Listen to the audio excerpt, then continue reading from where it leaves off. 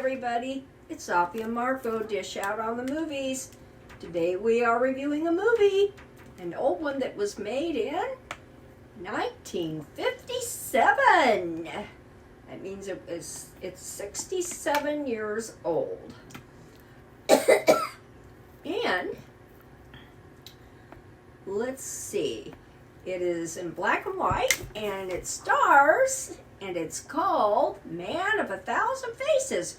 And what have we been doing our week on with watching movies? Lon Chaney Sr. So A Man with a Thousand Faces refers to Lon Chaney Sr. and his ability to use makeup in many different kinds of ways.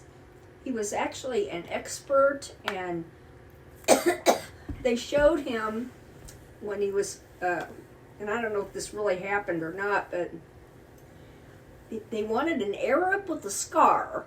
And so he made himself to have an Arab face with a scar, and he had a scarf, and he got hired right away. It wasn't a big part, but he was just looking for anything. So that's just an example. And then all these other ones which we have watched, Phantom of the Opera, Hunchback of Notre Dame, that required a lot of extra work and creativity.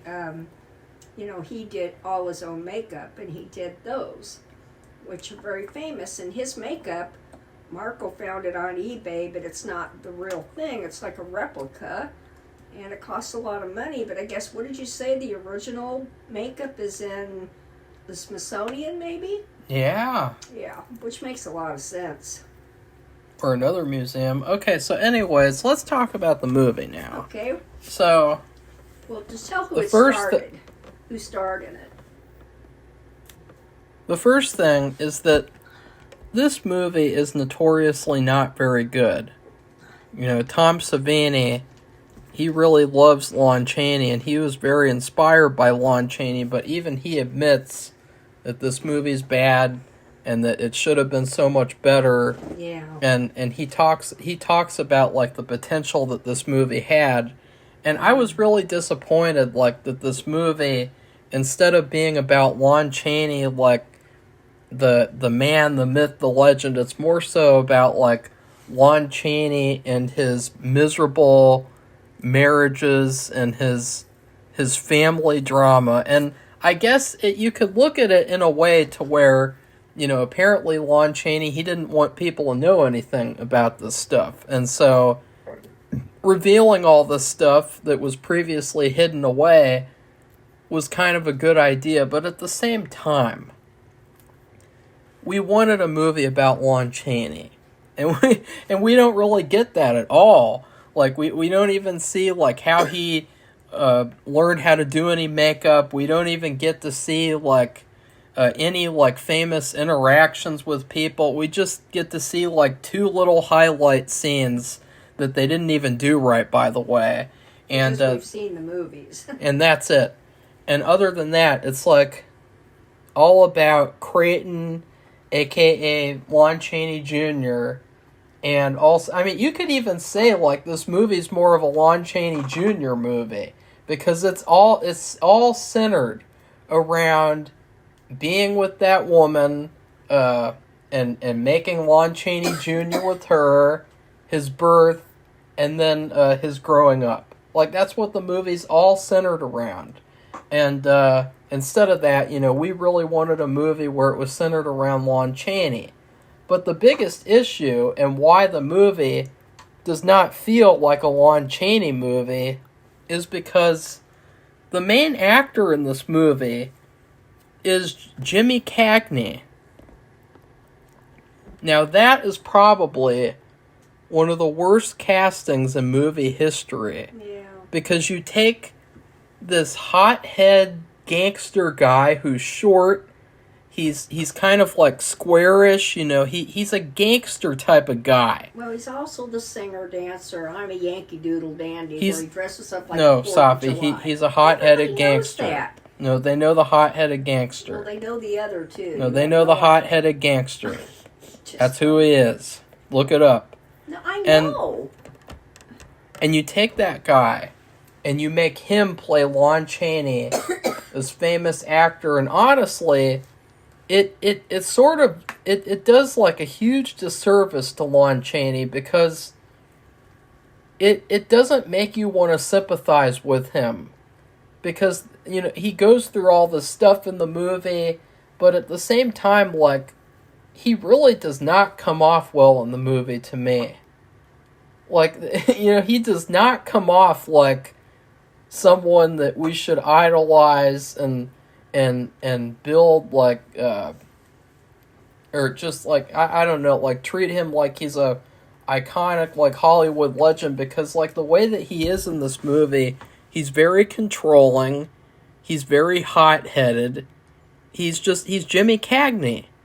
And that's fine, because Jimmy Cagney, he's really good at playing those types of roles, but this was not the place to do that. This was not the place to see a hothead gangster who is just like, he's mean to his wife, but then his wife also sucks in this movie. It's like, this was the movie to have Lon Chaney in. But who do you get to play Lon Chaney? I don't know. I don't know. So what do you have to say, Safi? Do you have to say anything of note? Safi? No, it was an okay movie. It's kind of a soap opera-ish movie. Yeah. And it's almost like a modern day Hallmark movie, kind of. Really? Or maybe Lifetime, I don't know. And the thing is, what made him special he must have worked his ass off. Yeah. And because he was in a lot of movies, and then he did the makeup for each one, and he played all kinds of different parts. And so it took a lot of different makeup techniques. And he really did an excellent job. I mean, we saw The Hunchback of Notre Dame. We saw The Phantom of the Opera. And not that the movies were that fantastic, but the makeup was unbelievable. Yeah. He did that all himself. And we really don't know anything. We don't know how he learned how to do all that, or where he got it, or what he preferred, or... It's like he was just able to do it, and there's one point too. It's just not real. There was one point. One point where he caught Lon Chaney Jr. trying to make himself up like his dad would do, and he got really mad. And he said, like, actors aren't created, they're born, or something like that. And it's like, did he really say that? Number one, because that's retarded. Yeah, I don't know. Then number two, because, how much of this movie really is 100% accurate? I don't even know. I don't either. A lot of it seems very Hollywoodized, which is another problem. It's like, we came here to learn the truth about Lon Chaney, and instead we get the Hollywood version of events. I'm sick and tired of the Hollywood version of events. And they, it's not like they didn't think enough of him to do a good movie. No. I just don't know if they knew what to do. I don't know. They really, they loved him. Yeah. They idolized him. They worshipped him. They respected him. And it's not like this marriage he had was sordid. He went around having affairs. There wasn't anything like that at all, which you usually hear about. He just had this one wife, and they just didn't get along, and she started going out on him, and she wanted her own career. And the thing that was interesting, I'm wondering if it was true, but see, his parents, and I said this a long time ago at the beginning we started reviewing, his parents were both deaf. And yeah, that was cool. See, Tom Savini, he said that the way that Lon Chaney learned how to act is that, he would put on, like, little performances for his parents. Yeah. And since, he couldn't speak to them, he would have to use his facial expressions and act like that. So that's how he got so good, is by interacting with his parents.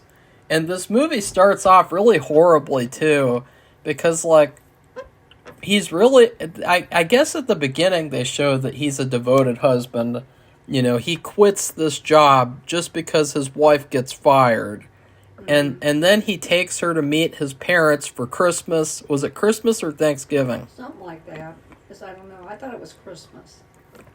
And she's really upset that they're blind. And so this is where we... They're deaf. This is, I mean, that they're... that they're deaf.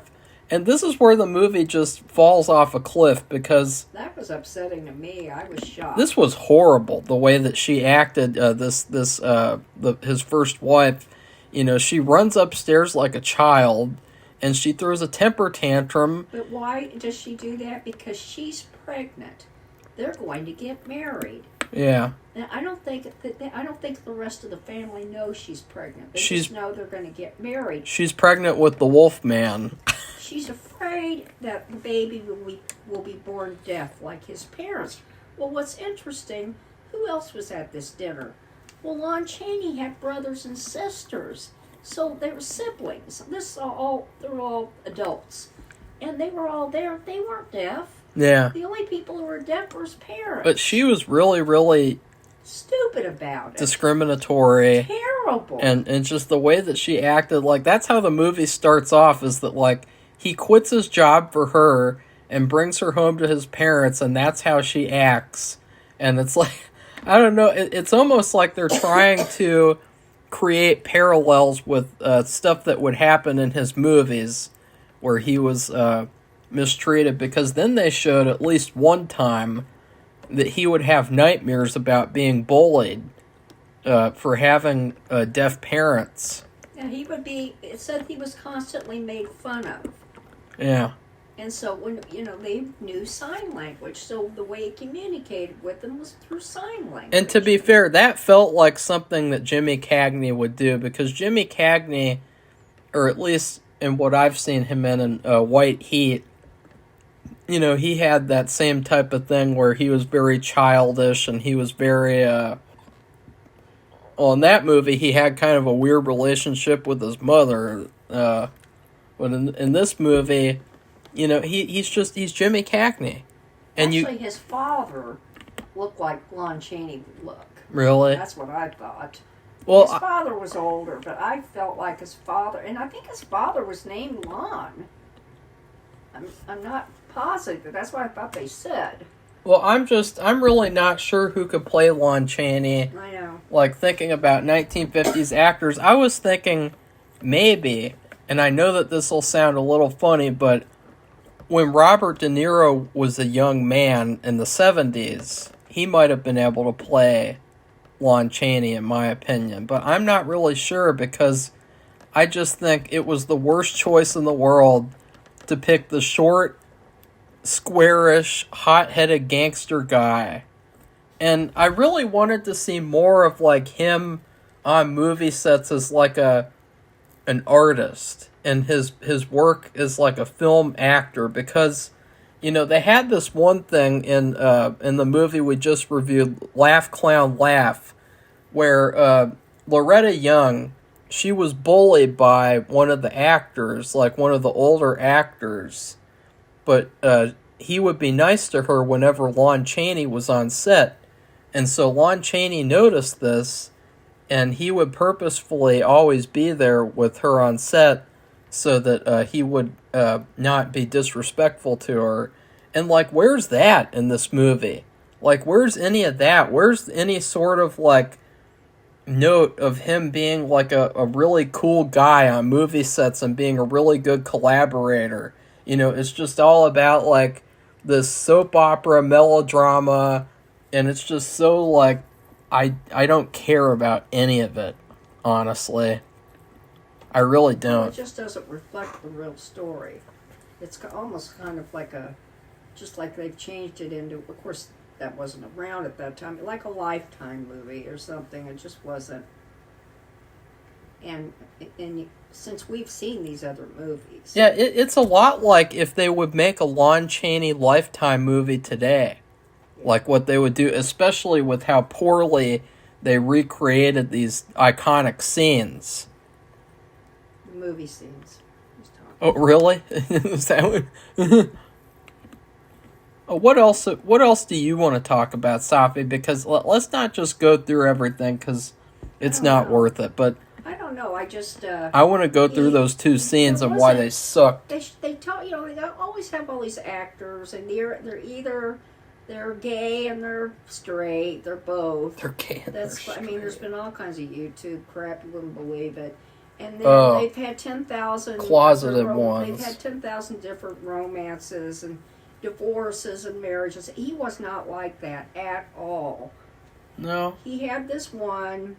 It didn't work out. It was an epic failure. And she did this thing. I even have read about this where she drank this acid. And I thought... That was gross. Now, the way they did this in the movie, it wasn't due to him. It was due to her boyfriend. When her boyfriend found out that she was married, she failed to tell him. Yeah. And he wouldn't see her anymore.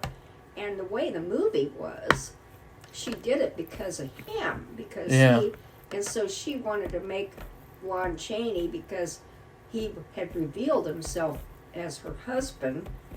Why not, And she wanted to do it in front of him to make him feel bad. Yeah. And he didn't know what she drank. They didn't know until she went to the hospital. I also thought that they made it seem like after the way she acted with his parents that he never forgave her for that. Well, so after that, it was like that too.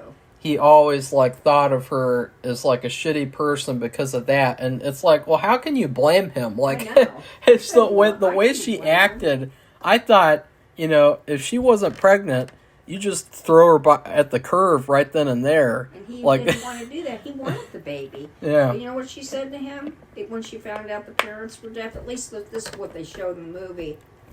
I don't want the baby anymore. And it was like, and of course they play this with the music. But I'll have it anyway, because I'm not going to get an abortion. The code winner, which is what it would have been back then. Anyway, yeah, that's a whole nother topic. But anyway, this still was so, the way she was with his parents was just so disrespectful. Yeah. And rude. And then when the baby's born, of course, back she then, acted like she wasn't gonna love it or take care of it unless it was a normal baby, quote unquote. And then it's revealed to be normal because that is Lon Chaney Jr., the Wolfman himself. And he cried. All of a sudden she likes him, but she doesn't really like him that much because she wants to go work at a club, what was it, like 5 days a week? And she's going to be the lead singer or something, featured singer. She wants to do that instead of taking care of her child, which, sounds like something from nowadays. But no. And Lon Chaney, he didn't want her to do that because he wanted his child to have a mother. Since he's away working on the film sets, and she's like, no, F you. And so then he ends up getting her fired, and there's all this stuff with that, and I just thought, though, that even though she was terrible, he also looked kind of terrible. Well, yeah, that was just because so cool. The way that he just acted exactly like you'd expect Jimmy Cagney to act as Lon Chaney. He did not act like Lon Chaney. And it was really disappointing because I wonder how Lon Chaney really was like. Maybe he was like this a little bit, but it's hard to believe because this just doesn't seem like Lon Chaney. This seems like Jimmy Cagney. Yeah, see, that's the thing about this movie. And that's probably the it thing right there. Yeah. You don't know what's accurate or not. And I had read that she had custody, but she just had him in boarding schools and all these different places. But the way they have it in the movie, they have it to where, now, back then, of course, the woman always got custody. And that was a bad thing because it's just not right. Well, that's how it is nowadays, too. No, it isn't. Yeah. So anyway... it's heavily biased and anti-men. They wouldn't let him have custody. They put him in a orphanage.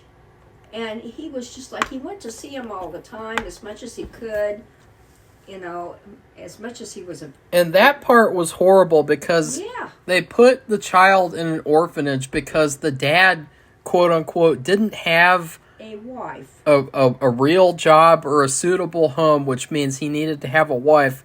And, you know, we saw a movie, that To Find My Son, with Richard Thomas, which was all about that topic, where it was about the first ever single dad to adopt a child successfully in Texas, I believe. Yeah, but that was years later. This was another instance, though, where, you know, you have this guy, there's nothing wrong with his home, there's nothing wrong with his work, but then, it's just not good enough, you know, for some reason. Oh, it's because he's got to have a wife, and so... They don't say that. No, they don't. That's what's so interesting. It's just implied. Oh, yeah, heavily implied, but he doesn't get it. At least in the movie. He doesn't get it because he can do anything. He can do everything himself. You know, practically, like, at one point, he even dresses up like a woman so that he can entertain his son before he goes to sleep. And then his wife comes home, and a couple of minutes later, you know, and so it's like he's playing all the roles, even in his own life. And so then when it's like, oh, well, you need a wife in order to have your child, it's like, oh, that doesn't really make much sense because Lon Chaney can do fucking anything. He's Lon fucking Chaney. Excuse me. It got to the point, though, where he had a steady job because they loved him at the movie, the studio where he worked. I guess that was Universal Pictures. And they loved him. The guy was just crazy about him. He just wanted him to be there and do everything because he knew he could do it. Yeah. He knew he could look the part, and he knew he could act the part. And do the makeup, which we didn't get to fucking see. So disappointing. Very disappointing. Another big disappointment. Now, this is probably one of the biggest disappointments. Now, I'm going to look up when did... Well, he got to the point he'd built a house, he had a steady job, and they still wouldn't let him have his boy. And you know why it was? Because he didn't have a wife, but they didn't say that. It took a woman who had loved him forever. That was his second wife, to point it out. I think one of the biggest missed opportunities of this movie is to not show his relationship with the director Todd Browning, you know, the director of Dracula, because one of his movies is the most infamous lost movie ever in history, and it's called London After Midnight. And it's where Lon Chaney, he came up with his own vampire makeup. It's incredible. It's probably the scariest vampire I've ever seen. It's just perfect. And that movie was destroyed and lost forever in the 1965 Vault Fire.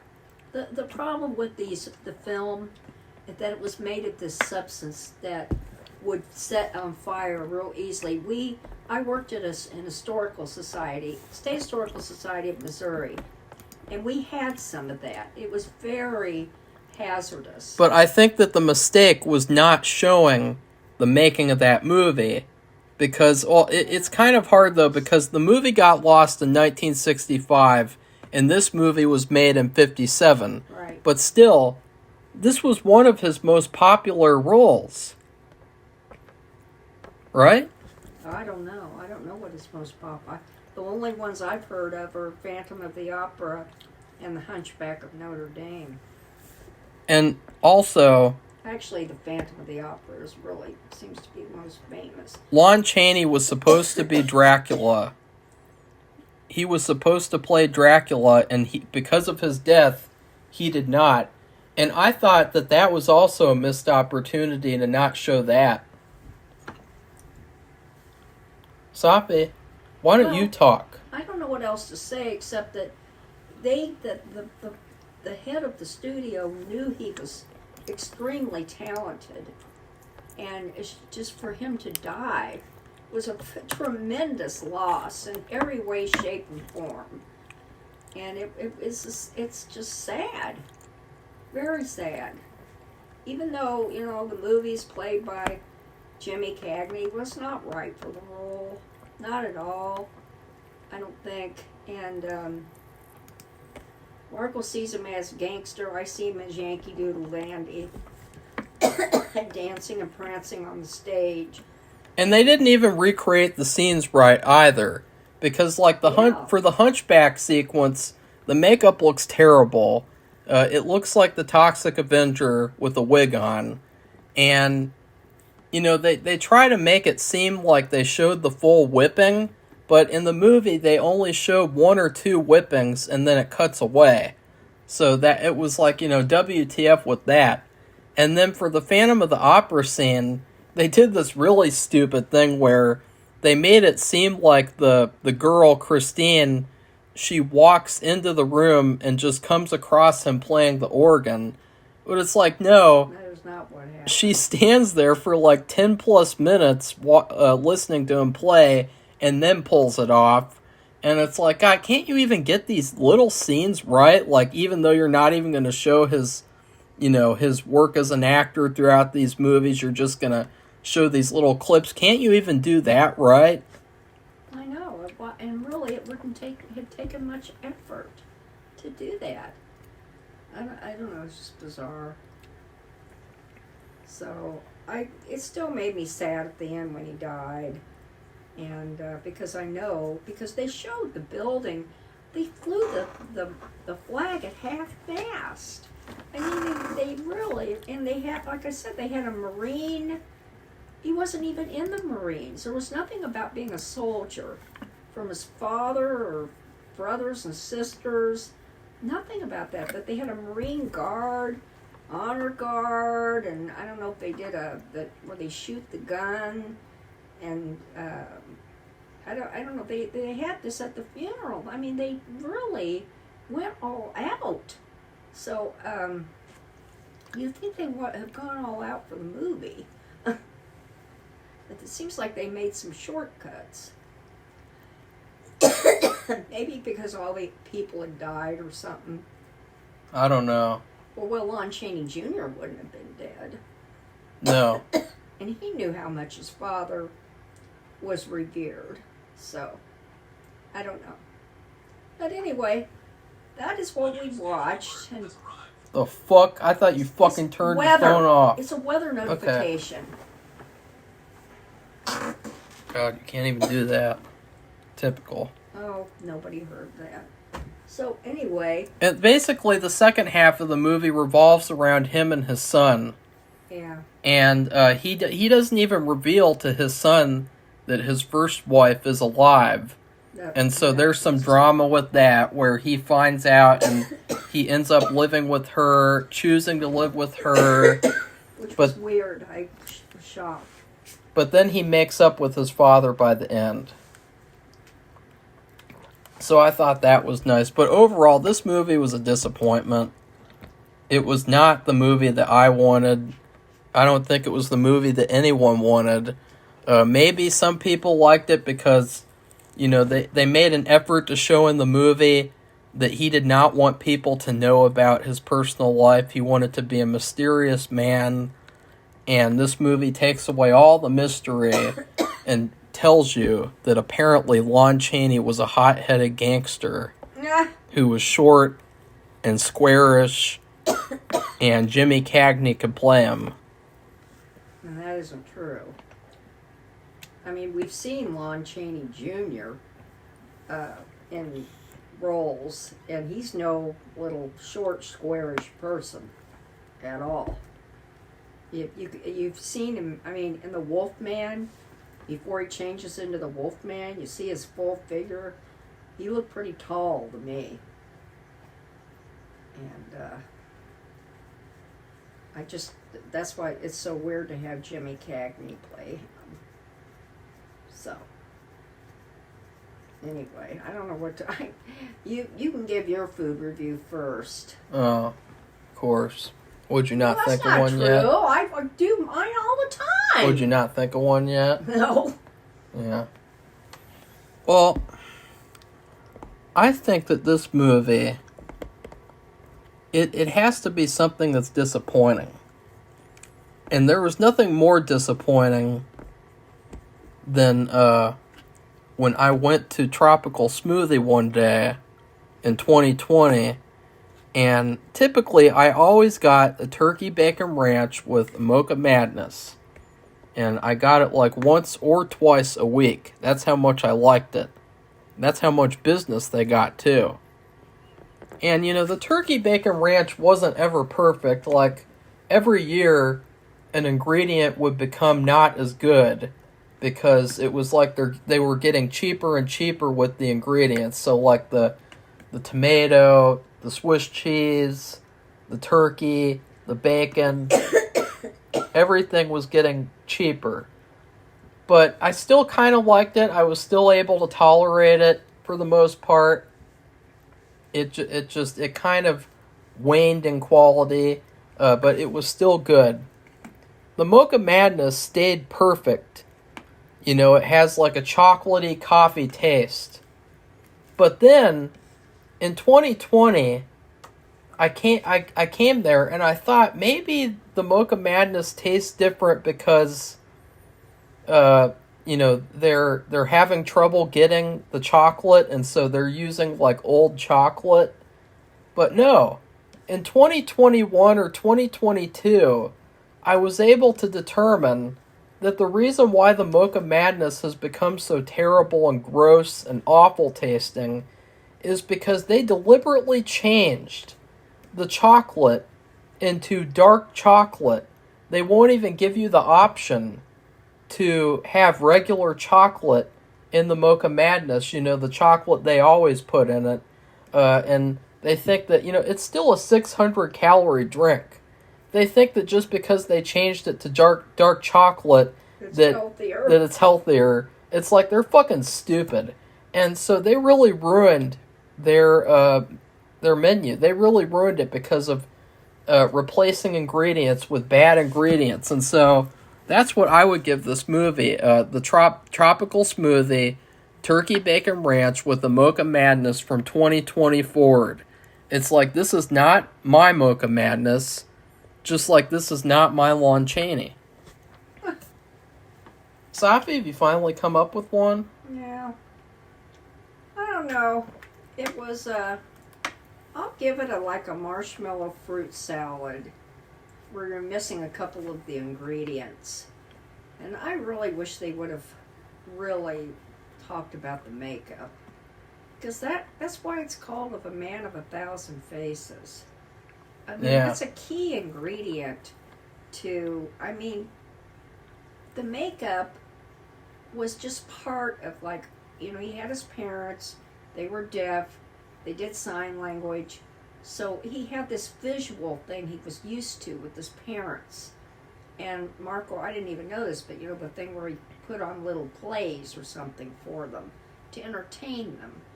There are all kinds of little pieces to his persona and his act, his being an actor. And when you make a marshmallow fluff, you can have nuts, you can have cherries, you can have pineapple and all kind. You can even have apples, and it just depends on what kind of marshmallow fluff. But it felt like a couple of ingredients were missing because they didn't focus on these things. And I don't know what you would do with it to represent the wrong actor playing the main character. I'm not sure. That's actually Marco's with the dark chocolate tropical smoothie, changing it from just a regular chocolate to dark chocolate. That's almost like they would really represent of having the wrong actor portray. They didn't even announce it anywhere. No. They just changed it and thought people wouldn't notice. Which is ridiculous. Yeah. People notice that stuff. And we don't even go there now, so they lost all of that business. Yeah, and they don't understand it either. I never talked to them, and I've seen them every so often, but we went there twice a week. Yeah. So Tuesday and Sunday. that's a lot. For yeah. a couple of years. all the way from 2015. No, or actually before then. It was, I think, the start of 6th grade. So it was like 2010 still. So from 2010 to 2020, 10 years. Safi. I don't think it was that long. But Yeah, it was. Anyway, That's when I started eating it. That's when it first opened up.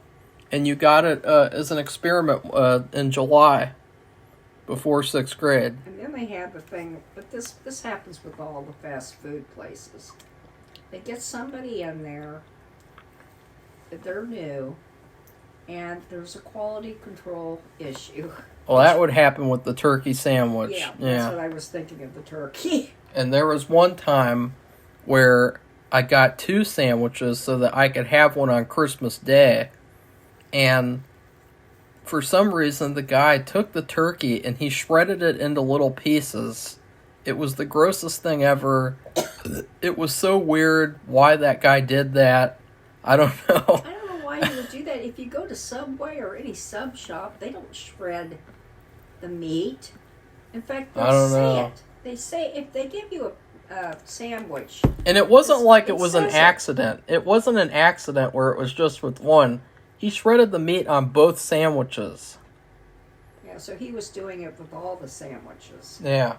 And that was, they were not watching him. Yeah. Because they would have told him that was wrong. So they were having a few problems. But that one where they changed up the menu and they didn't even say anything. They just did it. And they sneaked it in there. Yeah. Like they were doing something real sneaky. And Yeah. it wasn't. People, if they're a regular and they eat something all the time and they make a change, you can tell. And the fact that there's not even the option to have regular chocolate. Like, No. normally they have the chocolate, the milk chocolate, and then the dark chocolate is the optionary thing that you can add. Right. But in this case, they switched it around. They took the regular chocolate out and put the dark chocolate in. Ruined it. Because there's so many calories in it anyway. Yeah, it's 640 or 660. They're not making it any healthier. No. I'm sorry. It just is not. That's just bullshit. So anyway, that's it. And hope you liked our review. And I'm not sure what we're doing next, other than we are watching American Horror Story. 1984, which I keep wanting to say Friday the 13th because it kind of resembles it a little bit in a few ways. And we have stuff going on all the time. But anyway, so I hope you like this video and give it a thumbs up and become one of our subscribers. And I hope you have a wonderful day and be on the lookout for the Super Bowl. Goodbye, everybody. Bye.